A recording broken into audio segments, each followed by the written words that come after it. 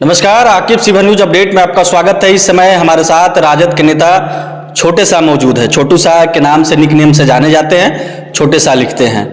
हम इनसे तमाम उन मुद्दों पर बातचीत करेंगे क्योंकि ये विधानसभा के प्रत्याशी के भी रूप में ये कहने को जाने जा रहे हैं। सबसे पहली शुरुआत हम सैयद फैसल अली से करेंगे। आपके हमारे पीछे बैनर भी लगा हुआ है सैयद फैसल अली जी का। क्या आप उनको गार्जियन मानते हैं? उनके छत्र छाया में रहते हैं? ये कई मार्केट में भी चलता है कि अगर टिकट की भी आप दावेदारी कर रहे हैं तो उनके श्रेय से कर रहे हैं। क्या इस बात में कितनी सच्चाई है? सबसे पहले तो आपके चैनल के माध्यम से देख रहे हैं सभी दर्शकों को बहुत बहुत धन्यवाद। देखिए, आपने एक बात कहा फैसल अली जी को, तो हमारे राजनीतिक गुरु हैं और टिकट को लेकर के तो ऐसा कुछ है नहीं। जो यहाँ मेहनत करेंगे वह यहाँ टिकट लेकर के आए और चुनाव लड़े। और हम लोग ऐसा नहीं कि चुनाव छोटे लड़ रहा है। हमारे कोई भी साथी, राजद के कोई भी साथी टिकट लेके आएंगे और हम लोग उनको जिता करके तेजस्वी जी के झोली में डालने का काम करेंगे। आप भी क्षेत्र में लगातार जनसंपर्क कर रहे हैं, अपनी उम्मीदवारी पेश कर रहे हैं कि हम भी उम्मीदवार हो सकते हैं। राजद के कई ऐसे नेता हैं जो अपनी दावेदारी पेश कर रहे हैं, तो क्या लग रहा है कि आप लोग को टिकट इस बार मिलेगा?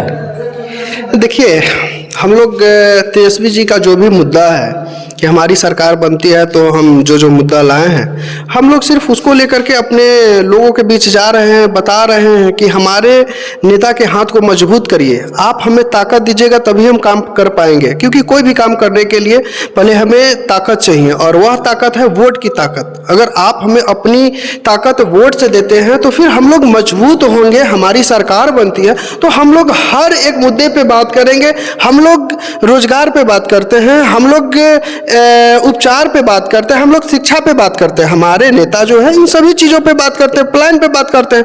लेकिन वही जो भजपैया है, ये लोग क्या बात करते हैं? लड़ा दो, फलाने को लड़ा दो, मंदिर वहाँ बना दो। जैसे उससे आप सवाल पूछने जाइएगा कि यह विकास यहाँ नहीं हुआ तो कहेगा फलाने जगह मंदिर बनवाए हैं ना, क्या चिल्लाने जगह वो मस्जिद तुड़वा दिए है ना। सिर्फ उन लोगों का यही काम है, इसी में बिलीव करता है वो लोग। बाकी जो मुद्दे की बात होनी चाहिए उससे वो लोग भागेगा, करेगा ही नहीं। 27 और 28 को वोट अधिकार यात्रा आपको शिवहर सीमा से होते हुए बरगिनिया, ढाका हुए मोतिहारी जा रही है।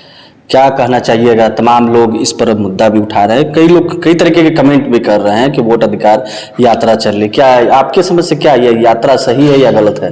बिल्कुल सही है। जो लोग अभी जीवित हैं, पत्रकार बंधु, मैं आपको बता दूं कि आप अपने गांव में भी देखिएगा, जो अभी सूची जारी हुआ है ऑनलाइन, अब सब जगह शो करने लगा है कि बहुत सारे ऐसे लोग हैं जो जीवित हैं, उनको मृत घोषित कर दिया है। आप अपना दस्तावेज दिए हैं लेकिन आपको उसमें शो कर दिया कि दस्तावेज कोई आया ही नहीं, अनुपस्थित शो कर दिया है। तो इसको लेकर के हमारे नेता लड़ रहे हैं और इस पर हम लोग हर वह लोग, हमारे राजद के जितने भी लोग हैं, सब लोग अपने अपने क्षेत्र में काम कर रहे हैं ताकि कोई लोग अपने वोट की अधिकार से वंचित ना रहे। क्योंकि वोट ही वह अधिकार है, उनको एक मिला हुआ है कि हर वह चीज़ को वोट से जवाब दिया जा सकता है। अगर टिकट की हम बात करें, जैसा कि हमने पहले भी कहा कि बहुत सारे लोग रेस में हैं, टिकट अगर आप लोग को अगर नहीं मिलता है तो जो या अन्य लोगों को मिलेगा तो क्या आप लोग उनको सपोर्ट करेंगे या पार्टी के? मान लीजिए कि अगर आप ही को टिकट मिलता है या आपको न मिलकर या दूसरे को मिला, तो उस स्थिति में आपका क्या स्टेप रहेगा? पत्रकार बंधु, हम पहले ही आपको बताया है कि राजद समर्थित जो भी यहाँ प्रत्याशी आएंगे, हम लोग भी अपने फील्ड में काम कर रहे हैं। अगर हमारे नेता हम पे विश्वास जता करके हमें टिकट देते हैं तो निश्चित रूप से हम लोग तन मन धन से लड़ करके और उनके झोली में सीट डालने का काम करेंगे। छोटे को नहीं मिलता है, शिवहर के कोई भी लोग अगर टिकट लेके आते हैं तो हम लोग तन मन धन से सब लोग मिलजुल कर करके वह सीट को निकाल करके और हम अपने नेता के झोली में डालने का काम करेंगे। बागमती का मुद्दा आप भी जान रहे हैं कि जो बांध का मुद्दा है, जो जैसे ही बाढ़ का समय आता है उस समय बोरे में मिट्टी, मिट्टी में बोरा का ये खेल शुरू हो जाता है।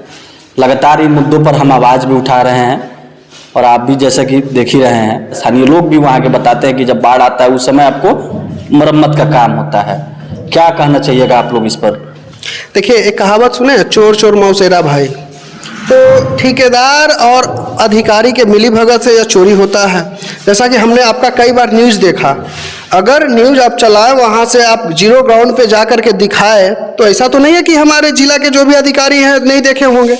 आज तक उस पर कभी वो लोग गए नहीं, देखे नहीं, कोई कार्रवाई हुआ नहीं, तो इससे हम लोग क्या साबित करें? चोर चोर मौसेरा भाई है।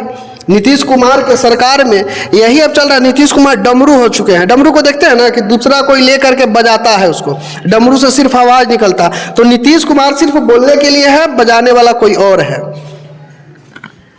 किन मुद्दों के साथ आप इस बार क्षेत्र में लगातार जनसंपर्क कर रहे हैं? अपना आपका निजी क्या कुछ मुद्दा भी है? देखिए, अगर शिवहर की जनता हम पे विश्वास करके अगर यहाँ का नेतृत्व करने का मौका मिला, हम आपको विश्वास दिलाते हैं 1 महीने के अंदर पूरे करप्शन को दूर कर देंगे। आप जिस ऑफिस में जाएंगे उस ऑफिस में आपको चेयर मिलेगा।